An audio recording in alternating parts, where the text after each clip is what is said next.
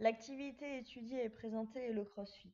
Le CrossFit est une méthode de conditionnement physique de type entraînement croisé qui combine principalement la force athlétique, l'haltérophilie, la gymnastique et les sports d'endurance.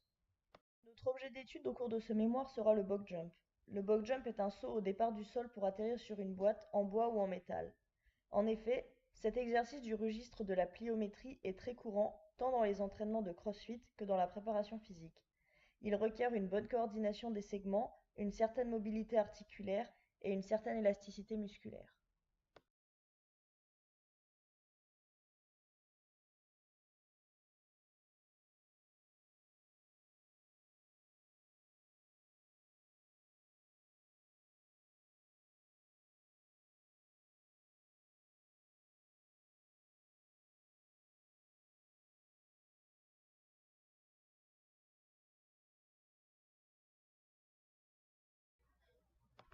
Durant cette première phase préparatoire, l'athlète se tient en position orientée vers l'avant, démontrant un certain déséquilibre.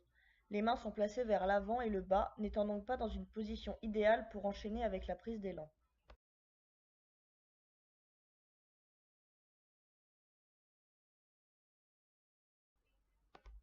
Arrive ensuite la phase de prise d'élan. L'athlète est replié sur lui-même, ce qui ne lui permet pas d'utiliser son élasticité musculaire. Son regard est porté vers le bas et non vers le haut.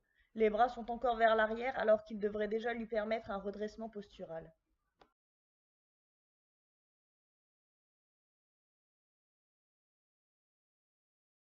Puis nous retrouvons la phase de décollage, au cours de laquelle l'athlète se tient penché vers l'avant, le regard est toujours porté vers le bas. Cela ne lui permet pas une extension complète des articulations cheville, genou, hanche. Nous observons que ses muscles ne sont donc pas en tension. Durant la phase d'envol, nous observons que les bras sont portés vers le haut, le tronc est solide et gainé, mais le regard est celui-ci toujours porté vers le bas. Durant la phase d'atterrissage, nous observons un gros manque de stabilité dû à un atterrissage sur pointe de pied.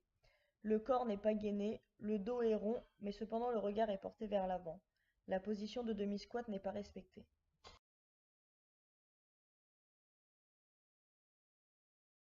La phase finale se compose quant à elle d'une extension complète du corps et un alignement des segments.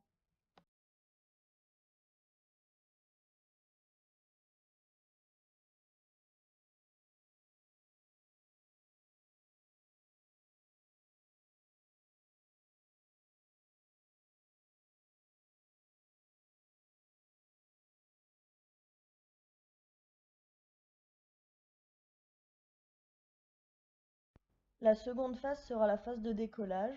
Durant celle-ci, nous observons une extension des hanches et des genoux avec une flexion plantaire des chevilles. Les muscles sollicités durant cette phase seront le grand fessier, les ischio-jambiers, les quadriceps, la ceinture abdominale, les gastrocnémiens et les soléaires.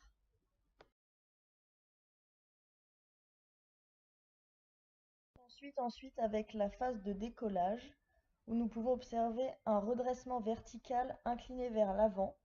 Les mains sont au niveau des yeux. Il y a une extension semi-complète des membres inférieurs et du tronc, entraînant un décollement des talons.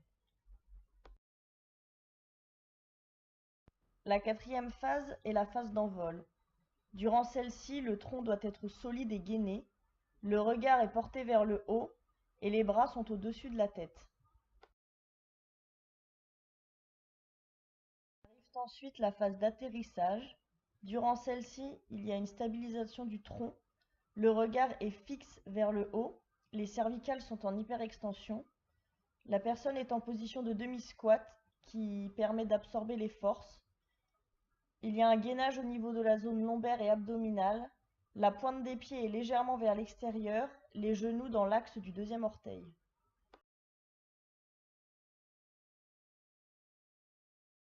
Enfin, la phase finale se traduit par une extension complète du corps et un alignement total des segments.